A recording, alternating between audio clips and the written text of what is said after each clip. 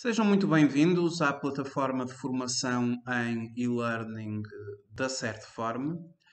Vamos fazer uma abordagem às medidas para ajudar a economia portuguesa respeitante à pandemia Covid-19, medidas essas que vêm vindo a ser decretadas pelo Governo. Para fazermos a abordagem deste tema, eu dividi em 8 medidas. A primeira medida, a prorrogação dos prazos de obrigações declarativas e pagamentos de impostos. O pagamento em prestações de IVA, bem como de retenções na fonte de IRS e IRC. O apoio extraordinário à manutenção do contrato de trabalho, aquilo a que se chama o layoff simplificado. A nova renovação do layoff simplificado, que já está em curso. Apoios para trabalhadores independentes e sócios-gerentes mediante determinadas condições. Como funciona o apoio extraordinário à redução da atividade económica do trabalhador independente e uma atualização à mesma. Medidas para proteger o atraso no pagamento de rendas de habitação e comerciais. E aquilo que hoje, dia 6 de maio de 2020, foi anunciado, ainda não está decretado, mas foi anunciado pelo Governo um apoio aos sócios-gerentes das microempresas até 10 trabalhadores. Foi apenas anunciado pelo Governo que no Conselho de Ministros de amanhã, dia 7 de maio de 2020, iria ser discutida esta medida para apoiar os sócios-gerentes das microempresas até aos 10 trabalhadores. Bom, vou então começar a falar um pouco sobre estas medidas. Bem, então, a segunda parte, medidas de apoio à economia decorrentes do Covid-19. Primeira, prorrogação dos prazos de obrigações declarativas e pagamentos de impostos. De uma forma muito sucinta, a obrigação de entregar a IES, que é a Informação Empresarial Simplificada, esta declaração que as entidades, as empresas, têm que entregar à autoridade tributária, a IES, o prazo terá que ser cumprido agora até ao dia 30 de agosto de 2020. Portanto, houve aqui uma prorrogação do prazo e isto sem quaisquer penalidades. Depois, a obrigação de constituição e ou a entrega do processo de documentação fiscal e do processo de documentação respeitante à política adotada em matéria de preços de transferência, portanto, este chamado dossiê fiscal e este dossiê de preços de transferência, pode ser cumprida até 31 de agosto de 2020, também sem coimas. As declarações periódicas de IVA, referentes ao período de março e abril, do regime trimestral, do regime mensal, passam a poder ser submetidas até ao dia 18 de maio e 18 de junho. Isto porque a declaração de março é entregue até ao dia 10 do segundo mês seguinte. Março entrega-se até ao dia 10 de maio, passou para 18 de maio. e uma declaração mensal de IVA de abril entrega-se até ao dia 10 do segundo mês seguinte, ou seja, até ao dia 10 de junho. Passou para 18 de junho. E as referentes ao período de janeiro a março do regime trimestral podem ser enviadas até 22 de maio. Quem está no regime trimestral do IVA, janeiro, fevereiro e março é o primeiro trimestre. E o prazo normal, janeiro, fevereiro e março, seria até ao dia 15 de maio, o prazo normal. E passou para 22 de maio. Quem entrega declarações trimestrais de IVA, normalmente, terá que as entregar até ao dia 15 do segundo mês seguinte ao trimestre. Em vez do dia 15, o dia 22 de maio. Por seu turno, a entrega de imposto relativa às retenções na fonte, respeitante aos meses de abril e maio, pode ser efetuada até ao dia 25 de maio e 25 de junho, respectivamente. Uma declaração de retenção na fonte de abril entrega-se, normalmente, até ao dia 20 do mês seguinte, ou seja, até ao dia 20 de maio. Passou para 25 de maio. E uma declaração de retenções de maio entrega-se até ao dia 20 de junho, por norma, e passou para o dia 25 de junho. A entrega do imposto de selo referente aos meses de abril e maio pode ser efetuada até ao dia 25 de maio e 25 de junho, respectivamente. É igual às retenções na fonte, porque o prazo da entrega da declaração das retenções na fonte é o mesmo relativo à entrega do imposto de selo. É o mesmo. É exatamente o mesmo prazo, porque até a declaração é comum e, portanto, passa destes dias 20 para 25 de maio e de 20 de junho para 25 de junho. O modelo 22 passou para 31 de julho. O primeiro pagamento do PEC, que é o pagamento especial por conta, passou para 30 de junho. E o primeiro pagamento por conta, que pode incluir o adicional por conta, passou para 31 de agosto. E, portanto, temos aqui uma prorrogação de prazo da declaração modelo 22. Ela entrega-se, por norma, até ao dia 31 de maio, passou para 31 de julho. O primeiro pagamento do PEC é feito, por norma, até ao final de março, passou para 30 de junho. E a primeira prestação do primeiro pagamento e, eventualmente, pagamento adicional por conta para aquelas entidades que tenham um lucro tributável acima de 1.500.000 euros, além do pagamento por conta, fazem adicional por conta. A primeira prestação do pagamento por conta, ela entrega-se por norma até ao final do mês de julho e passou para o fim do mês de agosto, até ao dia 31 de agosto. Depois, uma segunda medida. Pagamento em prestações de IVA, bem como de retenções na fonte de IRS e IRC.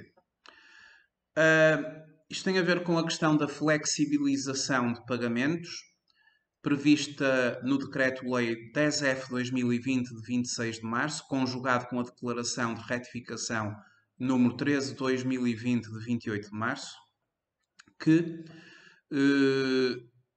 permite às entidades devedoras destes pagamentos que possam fazer pagamentos de forma faseada e da forma que irei explicar. No âmbito do Covid-19 foram aprovadas várias medidas de dilação de prazos, dilação de prazos de cumprimento voluntário das obrigações fiscais. O Decreto-Lei 10F/2020, de 26 de março, determinou a flexibilização dos pagamentos relativos ao IVA, às retenções de IRS e ao IRC e ao cumprimento a cumprir no segundo trimestre de 2020.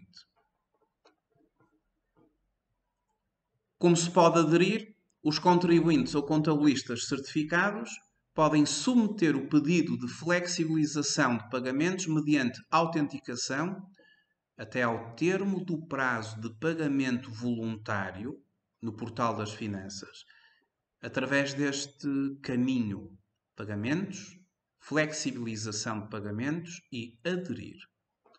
Então, quais as obrigações abrangidas e prazos?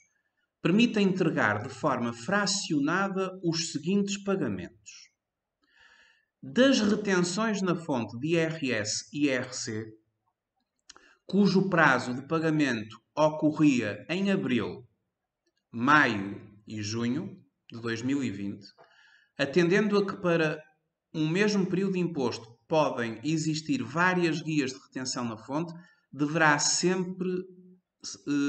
deverá ser sempre efetuado um pedido para cada uma das guias.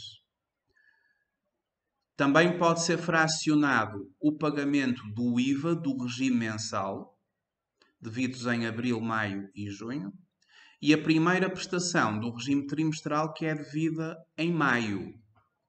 Como vos disse, no regime trimestral, janeiro, fevereiro, março, a data de pagamento seria até ao dia 15 do segundo mês seguinte ao trimestre, até o dia 15 de maio, que também foi dilatado esse pagamento. Portanto,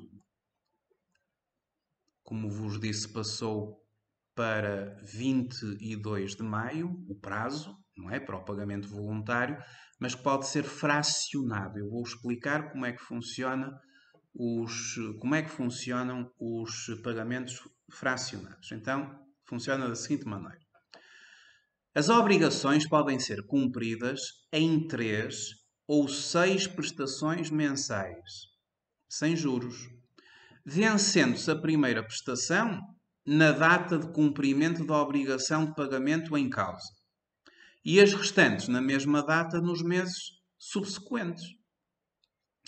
Estes pagamentos em prestações estão dispensados da apresentação de garantia. Portanto, eu vou repetir, depois vou mostrar um exemplo. As obrigações podem ser cumpridas em 3, portanto, pagar 1/3 do valor, ou em 6 prestações mensais, pagar 1/6 do valor, sem juros, vencendo-se a primeira prestação, ou seja, 1/3 ou 1/6, na data de cumprimento da obrigação de pagamento em causa, na primeira data, digamos que do prazo normal. Portanto, na primeira data do prazo normal, pagar-se-á, em vez da totalidade, ou 1/3 ou 1/6. E depois os restantes 1/3 e 1/6 serão pagos nos meses subsequentes. Claro que vão acumular com o valor em dívida nos próximos meses. Estes pagamentos em prestações, portanto, estão dispensados da apresentação de garantia, conforme eu referi. A quem se aplica? A quem é que se aplica esta possibilidade do pagamento fracionado destas obrigações?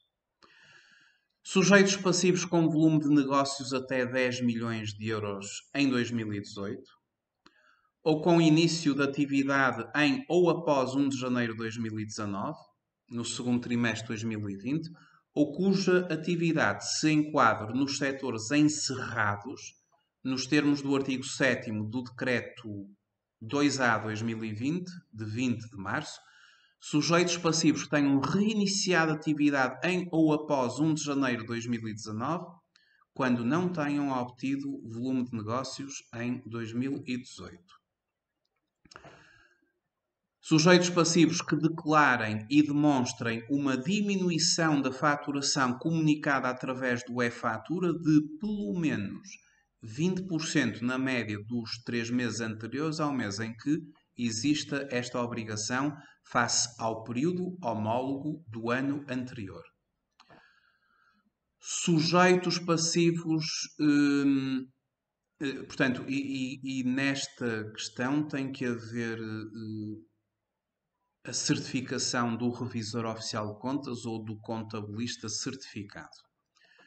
Sujeitos passivos que declarem e demonstrem uma diminuição de volume de negócios de pelo menos 20% na média dos últimos 3 meses anteriores ao mês em que exista esta obrigação face ao período homólogo do ano anterior. E também sujeito à certificação do revisor oficial de contas ou do contabilista certificado. Vamos dar um exemplo. Por exemplo, a questão do IVA. E uma opção pelo pagamento fracionado em 3 meses. Em abril é pago 1/3 do montante respeitante a esse mês. Em maio é paga a primeira prestação de 1/3 relativa ao IVA devido em maio e a segunda prestação de 1/3 do IVA que era devido em abril. Estão a ver aqui uma acumulação de pagamentos fracionados. Em junho é pago 1/3 do IVA devido em junho, primeira prestação, 1/3 do IVA que era devido em maio, e já vai na segunda prestação, e a última prestação correspondente a 1/3 do IVA devido em abril. E o abril fica assim todo pago. Bem, no fundo,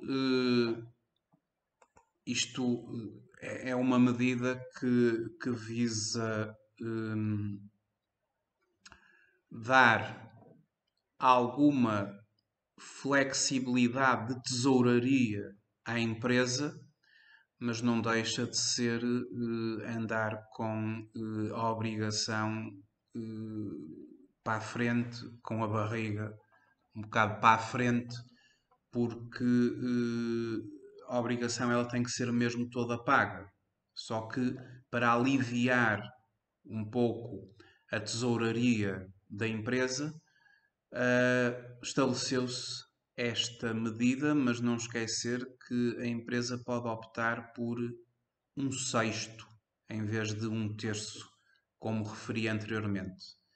Então isto tem que ser bastante bem delineado, os pagamentos fracionados, porque no primeiro mês estou a pagar 1/6, no segundo mês estou a pagar 1/6 do primeiro mais 1/6 daquele mês em concreto e depois andando assim para a frente. Portanto, isto tem de ser tudo bastante bem estruturado e pensado para que não haja qualquer dívida às finanças. Mas, pelo menos, digamos que no primeiro mês há um certo alívio da tesouraria que de facto, com aquilo que veio a acontecer, a tesouraria das empresas está a sofrer muito e, portanto, isto é uma medida de algum alívio inicial. A entrega que resulte da declaração periódica de IVA referente ao período de fevereiro de 2020 pode ser efetuada até 20 de abril sem quaisquer acréscimos ou penalidades. Bom, fizemos então uma abordagem aos pagamentos fracionados de impostos, fizemos uma abordagem a prazos prorrogados quanto a entregas de declarações fiscais das empresas e agora vamos fazer uma breve análise aos apoios propriamente ditos e apoios que têm a sua origem na segurança social. Até aqui estávamos a falar de finanças, da autoridade tributária, pagamentos de impostos e prorrogação de prazos das declarações que referi anteriormente têm a ver com autoridade tributária. As medidas que vou referir a partir de agora, estão relacionadas com segurança social. E é através da segurança social que as mesmas terão que ser pedidas e que já foram pedidas por muitas empresas. De uma forma breve, começo por falar sobre o apoio extraordinário à manutenção do contrato de trabalho, o chamado layoff simplificado. O layoff simplificado já está neste momento no segundo pedido. As empresas já estão a fazer o segundo pedido do layoff simplificado, uma vez que ele dura de 1 até 3 meses. E as empresas vão ter que pediram-no uma primeira vez, vão pedi-lo uma segunda vez e aquelas que assim o justifiquem irão pedi-lo uma terceira vez. Portanto, esta medida pode durar de 1 até 3 meses, conforme eu referi, e conduz a consequências tanto para os trabalhadores como para as empresas que importa conhecer. Vamos então ver como funciona este layoff simplificado, de uma forma muito sucinta. Há um conjunto de condições que as empresas terão que estar enquadradas numa delas para que possam candidatar-se, entre aspas, a esta medida do layoff, que não é propriamente o layoff geral previsto no Código do Trabalho, não é. É um layoff simplificado, que foi instituído para fazer face a esta situação de pandemia que nós vivemos, e para que uma empresa se possa candidatar, ela terá que estar numa destas situações. O encerramento da empresa foi motivado por decreto do governo ou terminação legislativa administrativa. Houve uma paragem total ou parcial da atividade da empresa. Houve uma paragem total ou parcial da atividade do estabelecimento, que é uma unidade da empresa.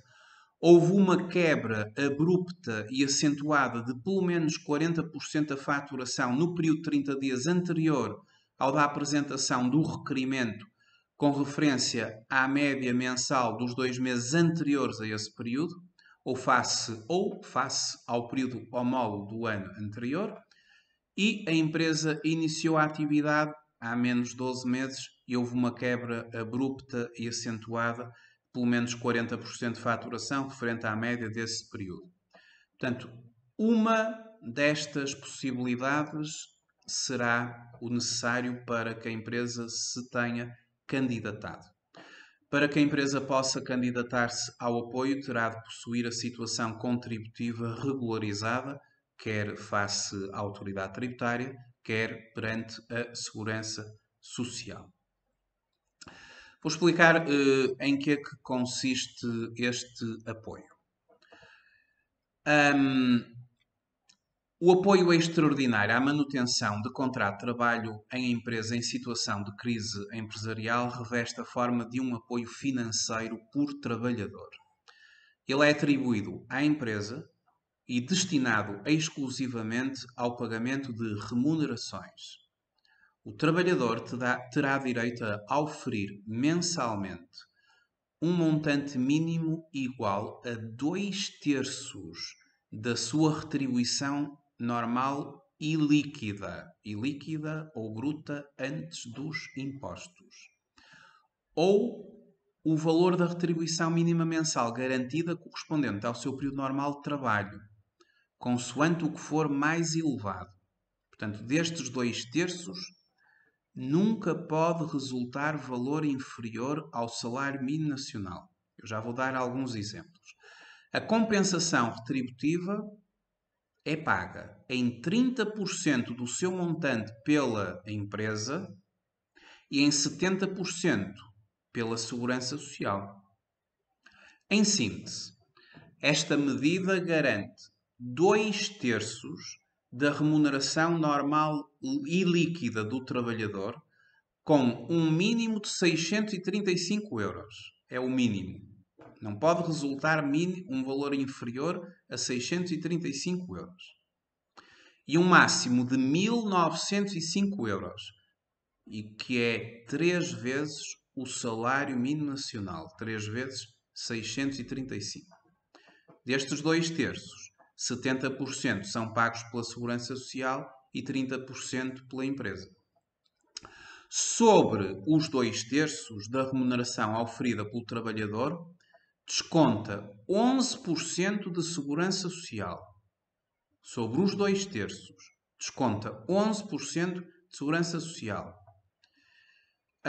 E serão sujeitos à retenção na fonte de IRS, caso o valor atinja taxa de retenção, porque se for, por exemplo, de 635 euros, não haverá retenção de IRS, haverá apenas 11% de Segurança Social. A empresa tem total isenção de 23,75 com a Segurança Social dos 2/3 da remuneração assegurada. Dos 2/3. Os membros dos órgãos sociais não beneficiam do apoio em relação às suas remunerações. O único apoio até agora previsto é a isenção da contribuição para a Segurança Social na parte da empresa 2375. Mas como eu referi hoje, dia 6 de maio, o Governo já anunciou que amanhã em Conselho de Ministros irá ser decidido um apoio para as microempresas no âmbito dos seus sócios gerentes. Vamos ver só alguns exemplos práticos para ver se esta questão ficou bem assimilada. Suspensão do contrato de trabalho.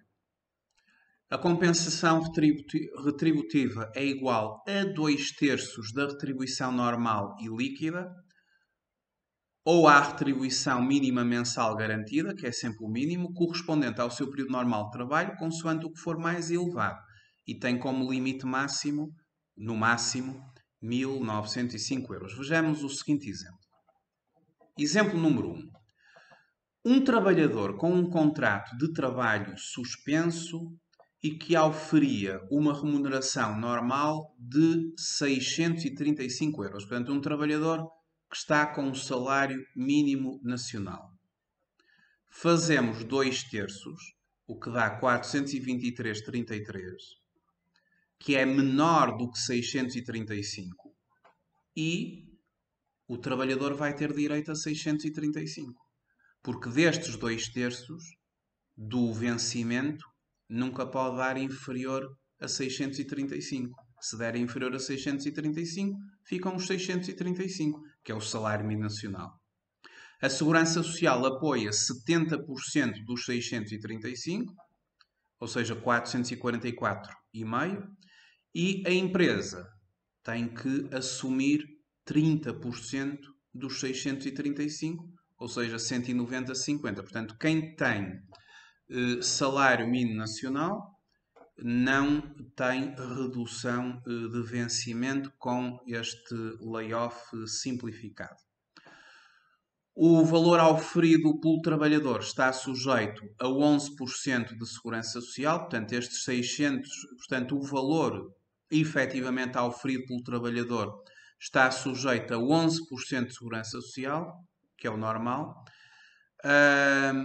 E pelo facto de se tratar do salário nacional, não atinge limite nas taxas de retenção na fonte e, portanto, não faz retenção de IRS. Um exemplo 2. Um trabalhador que tem um contrato de trabalho suspenso e que ofere uma remuneração de 2.200 euros. Ora bem, fazemos 2/3 de 2.200, ou seja, 1.466,67. A segurança, portanto, este valor é um valor muito maior do que o salário mínimo nacional, portanto, é este o valor a considerar. O apoio da Segurança Social é de 70%, 1.026,64. E a retribuição a cargo da empresa é de 30%, 440. Pronto. O trabalhador fica com uma redução de 1/3 do seu vencimento, uma vez que só tem direito a 2/3 com esta medida.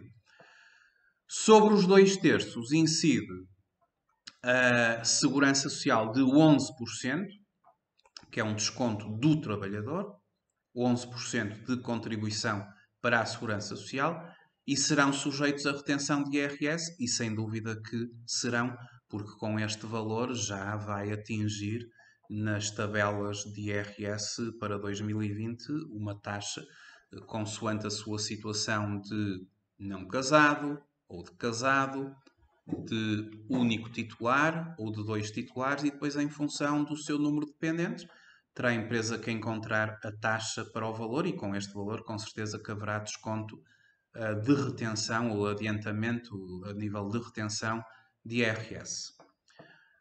Muito bem, dei assim 2 exemplos de como funciona esta questão do layoff simplificado.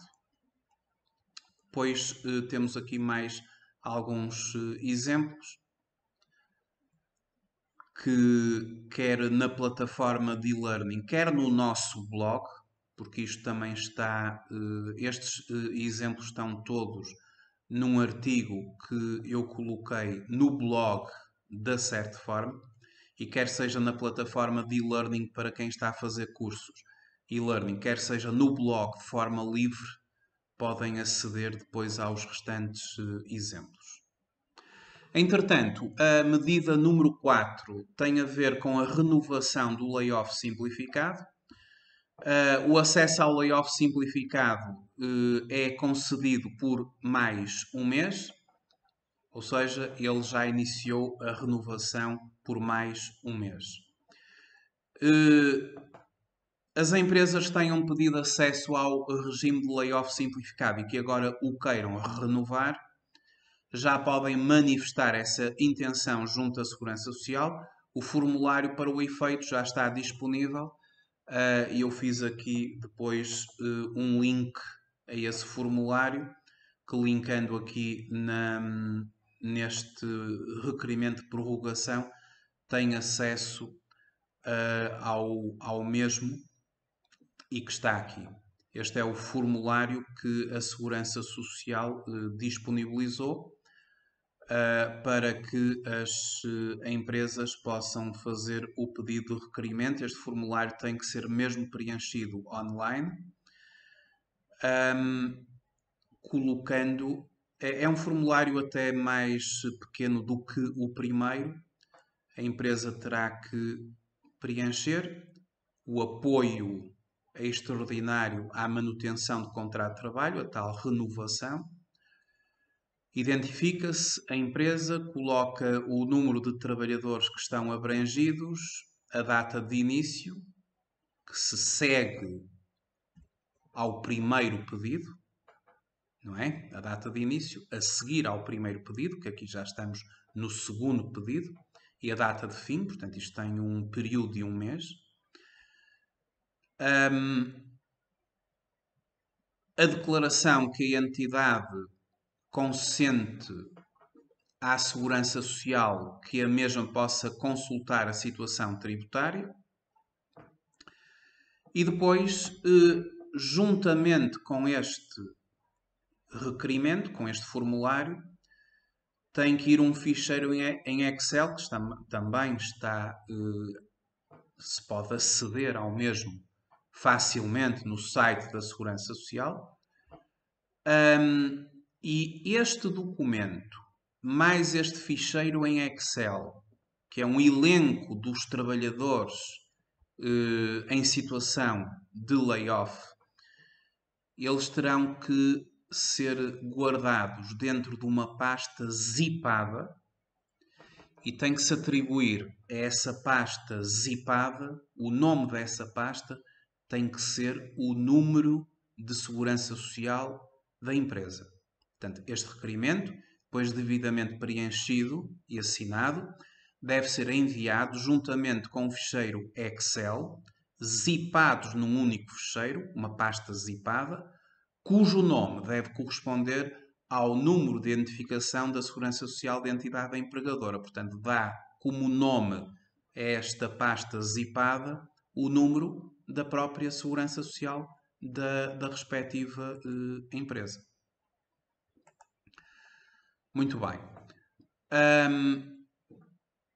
Em relação às restantes medidas, deixem-me só aceder novamente ao manual que eu estava a explicar, que entretanto saí, e vou novamente ali às medidas.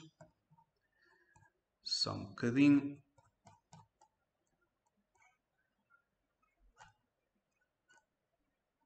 Só um bocadinho que eu saí do manual. Aqui está ele, o manual. Vou ampliar um pouco para que possam ver melhor. E vou novamente às medidas que estava a referir. Portanto, eu estava já na quarta medida, que era a medida da renovação do layoff. Muito bem. E, portanto, esta renovação do layoff simplificado, o apoio extraordinário à manutenção de contrato de trabalho, continua a prever que a Segurança Social pague 70% e a empresa pague 30% dos tais 2/3 da remuneração do trabalhador, exatamente com as mesmas regras que eu expliquei anteriormente quando foi feito o primeiro requerimento. Portanto, as regras são as mesmas.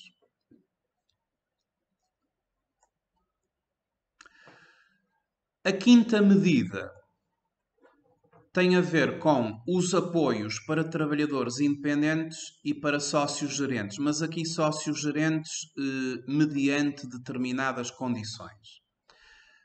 Esta medida tem a ver com a Lei 12A de 2020, de 6 de abril, e o seu artigo 26º estabelece o apoio extraordinário à redução da atividade económica do trabalhador independente. No blog da Certform e na plataforma de e-learning para quem está a fazer o curso do OGE 2020, tem acesso a toda esta informação. E aqui eu faço inicialmente uma breve explicação de como é que funciona a Segurança Social dos trabalhadores independentes, como é que a Segurança Social calcula o valor mensal ao trabalhador independente, para que possam também ficar elucidados não só da medida, mas também de como é que um trabalhador independente vê o cálculo mensal da sua segurança social. Por exemplo, o Pedro tem um mestrado em Educação Física e Desporto e dá aulas num ginásio, sendo também personal trainer de alguns dos seus utentes. Não tem qualquer vínculo laboral com o ginásio e recebe mensalmente um valor variável e emite recibo verde. Em janeiro faturou 1.100 euros, em fevereiro 800 euros e em março 600 euros. Face a estes valores, qual o montante a pagar à Segurança Social em abril, maio e junho? Portanto, eu aqui ainda não estou a falar propriamente da medida de apoio aos trabalhadores independentes. Estou só a explicar qual o valor que um trabalhador independente paga à Segurança Social em situações normais. Isto funciona assim. Os trabalhadores independentes, eles têm que entregar uma declaração trimestral à Segurança Social daquilo que faturaram.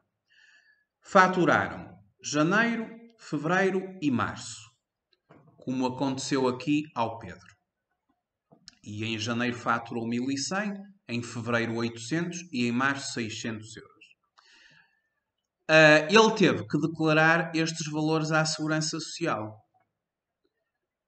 E a Segurança Social, portanto, janeiro, fevereiro, março, Em abril, o Pedro entregou a sua declaração trimestral tendo declarado 2.500 euros. 1.100 de janeiro, 800 de fevereiro e 600 de março. 2.500. Isto em situações normais. A Segurança Social começa por calcular o chamado rendimento relevante do Pedro e que corresponde a 70% dos seus 2.500, o que dá 1.750. A Segurança Social considera sempre 70% para prestadores de serviços e 20% para venda de mercadorias, venda ou produção de mercadorias. Como ele é um prestador de serviços, a Segurança Social faz 70%, o que dá 1.750, e depois divide isto por 3, o que dá 583.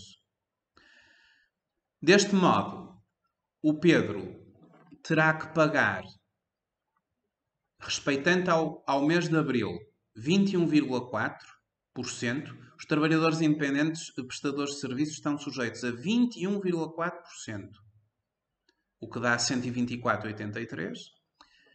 Em maio, o mesmo valor. E em julho, o mesmo valor. Portanto, face àquilo que ele faturou, em janeiro, fevereiro e março, 2.500, a Segurança Social multiplica por 70, que é o chamado rendimento relevante, o que dá 1.750, divide isto por 3 e cobra 21,4% do valor dividido por 3, o que dá 124,83 por cada mês de abril, maio e junho.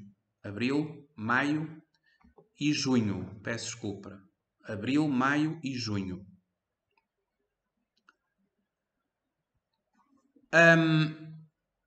E a Segurança Social tem esta fonte de receita do Pedro. Outra fonte de receita que a Segurança Social tem relativamente aos trabalhadores independentes é aquilo a que se chama o trabalhador economicamente dependente.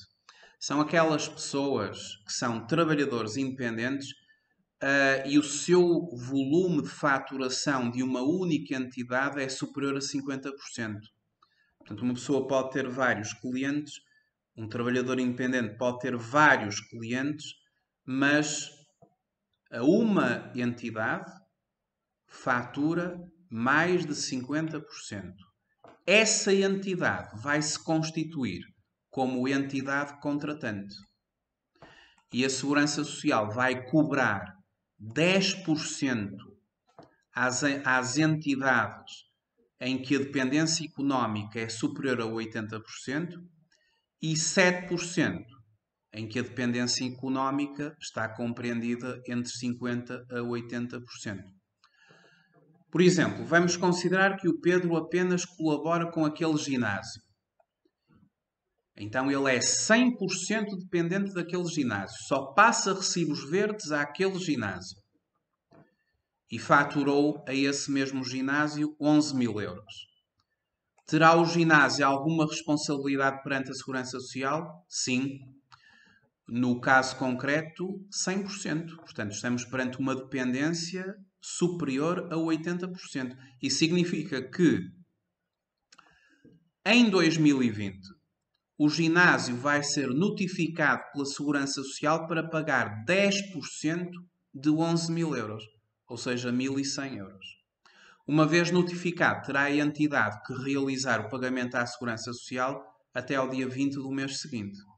Trata-se de um único pagamento, uma vez por ano. Portanto, a Segurança Social tem aqui uma receita do próprio Pedro e da própria entidade da qual o Pedro depende, neste caso, 100%.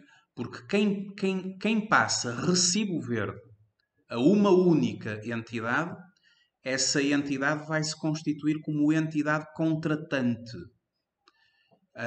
E não é preciso ser 100%, bastaria mais de 50% da faturação a uma única entidade. em que estaria sujeita essa entidade a 7%, mas quando a dependência é acima de 80%, passa a estar sujeita a 10%. Isto só para dar uma ideia de quanto a Segurança Social obtém das pessoas a recibo verde.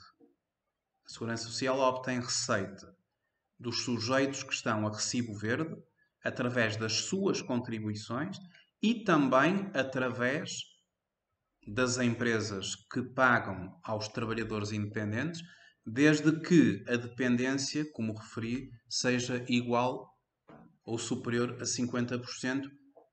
A partir desse momento, essa empresa constitui-se como entidade contratante e terá que fazer o pagamento de 7% à Segurança Social ou de 10% se a dependência económica for acima de 80%. Os pagamentos que estas empresas fazem é só uma vez por ano, enquanto que os trabalhadores independentes pagam todos os meses a sua verba à Segurança Social. Bom, face a esta receita, justifica-se, sem dúvida alguma, que os trabalhadores independentes também sejam ajudados pela Segurança Social, uma vez que muitos deles, face a esta situação que nós infelizmente estamos a viver, muitos deles ficaram mesmo sem qualquer atividade. E os trabalhadores independentes,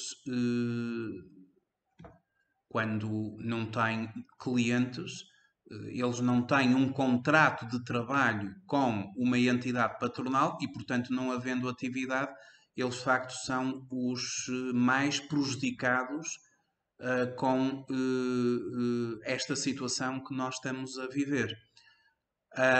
Daí a Segurança Social ter instituído medidas de apoio financeiro, medidas essas que são medidas de valores, enfim, bastante reduzidos, mas que sempre são alguma ajuda.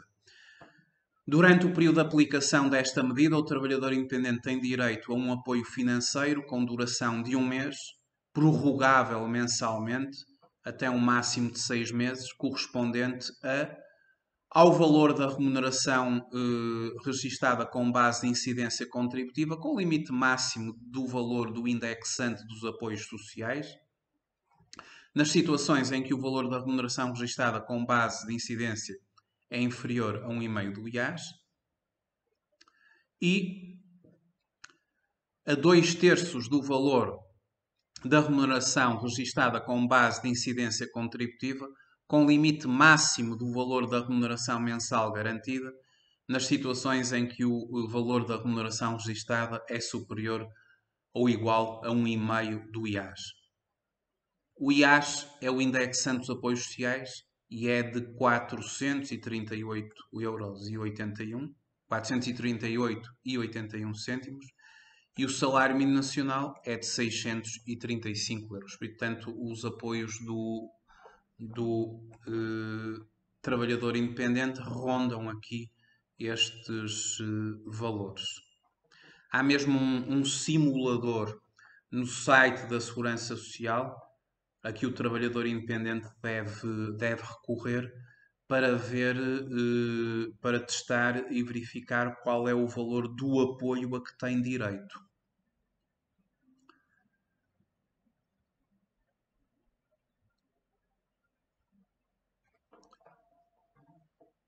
Entretanto,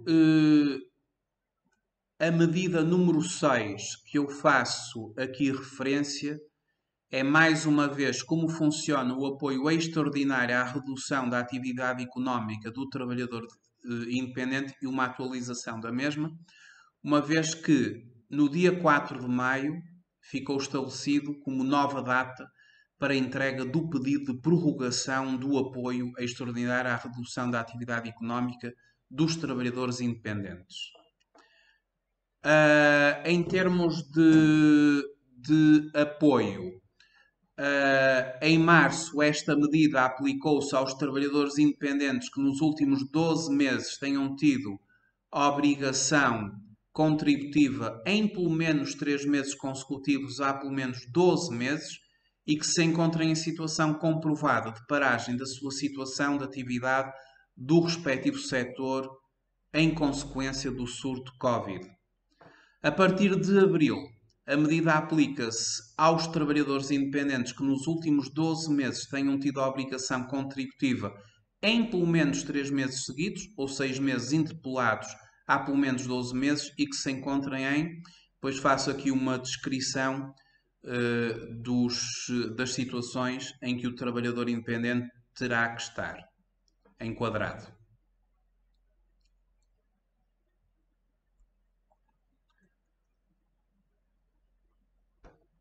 As datas para fazer o requerimento do apoio e depois como é que o trabalhador independente pode fazer o pedido do apoio. Mais uma vez, podem aceder a toda esta informação através do blog da Certform ou quem está a fazer o curso breve de Fiscalidade de Alterações OGE 2020, portanto, no respectivo manual. Estão aqui vários exemplos de cálculo do apoio ao trabalhador independente.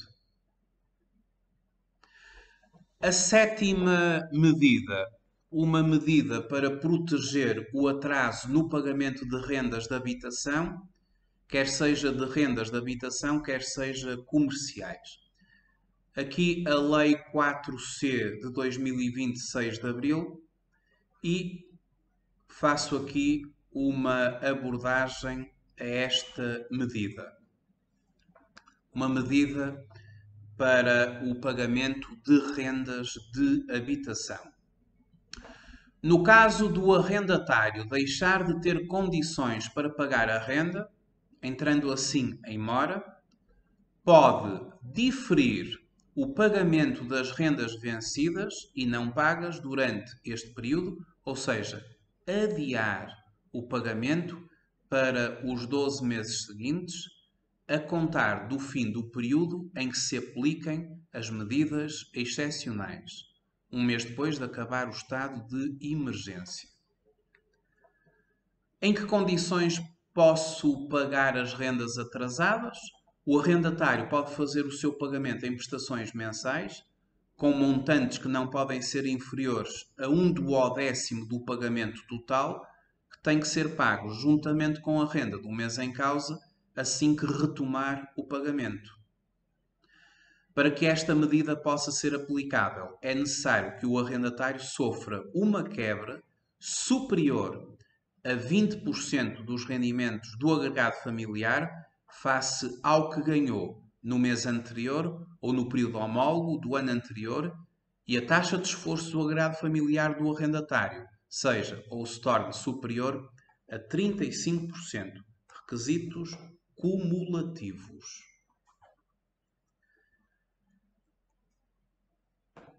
O inquilino pode simplesmente deixar de pagar a renda? Não.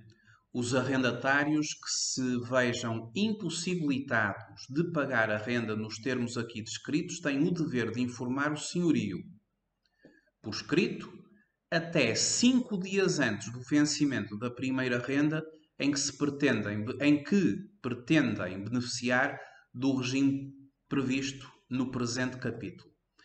Será nesta comunicação que devem juntar a documentação comprovativa da situação, nos termos que vier a ser definido na portaria a publicar. Considerando que o diploma apenas entrou em vigor no dia 6/4, este pré-aviso de 5 dias só pode funcionar para o futuro, ou seja, para as rendas que se vencerão a partir do dia 1 de maio. Para rendas vencidas a 1 de abril, deverá o arrendatário informar o senhorio nos 20 dias seguintes sobre a situação de impossibilidade de efetuar o pagamento das rendas.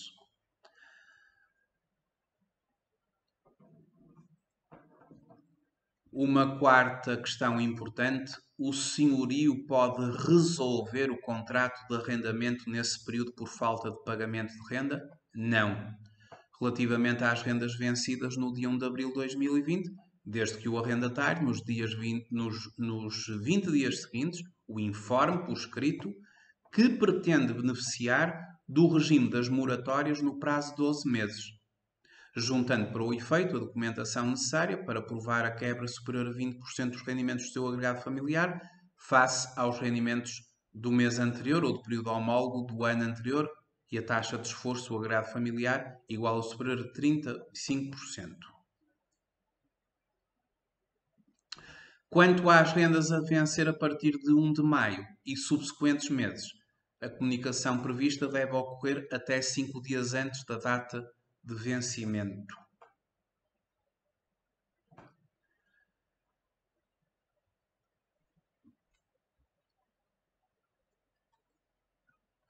Depois, relativamente a apoios ao inquilino. O inquilino tem algum apoio para além desta possibilidade de prorrogar prazos de pagamento de rendas, como eu referi anteriormente? O inquilino tem algum apoio? Sim, os arrendatários habitacionais e os estudantes que não ofiram rendimentos de trabalho e que constituam residência para frequência de estabelecimentos de ensino localizado a uma distância superior a 50 km da residência permanente do agregado familiar, que se vejam incapacitados de pagar a renda, podem pedir ao Instituto da Habitação e da Reabilitação Urbana, o IHRU, um empréstimo sem juros para suportar a diferença entre o valor da renda mensal devida e o valor resultante da aplicação ao rendimento do agregado familiar de uma taxa de esforço máxima de 35%, por forma a permitir o pagamento da renda devida. Também neste caso, o arrendatário está condicionado à prévia publicação de um regulamento com as condições de concessão deste apoio financeiro a elaborar pelo tal Instituto, que será feita no portal da habitação deste Instituto e entrará em vigor nessa mesma data por questões de celeridade. Também os senhorios podem solicitar, uma vez que os senhorios terão diminuição do valor das suas rendas, face às consequências dos arrendatários terem a tal moratória no pagamento das rendas, como referi anteriormente, também os senhorios eles podem pedir um apoio ao Instituto da Habitação e da Reabilitação Urbana e que é um apoio que passa por uma concessão de um empréstimo sem juros para compensar o valor da renda mensal devida e não paga. Para que esta medida possa ser aplicável, é necessário que o senhorio sofra uma quebra superior a 20% dos rendimentos do seu agregado familiar, face aos rendimentos do mês anterior ao período homólogo, a que essa quebra seja provocada pelo não pagamento das rendas pelos arrendatários. Muito bem. Para além disto, também existem medidas de apoio ao arrendamento comercial, porque eu estava-me a referir ao arrendamento à habitação. É uma questão de depois lerem ou através do blog da Certform este artigo ou através aqui da plataforma e-learning o funcionamento da medida para o apoio ao arrendamento de caráter comercial. Por fim, e para concluir, o oitavo apoio que tem a ver com o apoio aos sócios gerentes das micro e pequenas empresas até trabalhadores. Hoje é dia 6 de maio. Este apoio apenas foi anunciado pelo Governo e o que o Governo hoje anunciou é que amanhã, no Conselho de Ministros, irá ser deliberado como vai ser estruturado e decretado este apoio aos sócios gerentes de microempresas até 10 trabalhadores. Porque os sócios gerentes das pequenas empresas não têm, até ao momento, qualquer apoio. Apenas aqueles sócios gerentes que não têm trabalhadores a seu cargo. Aí o apoio é similar ao dos trabalhadores independentes, como já referi anteriormente.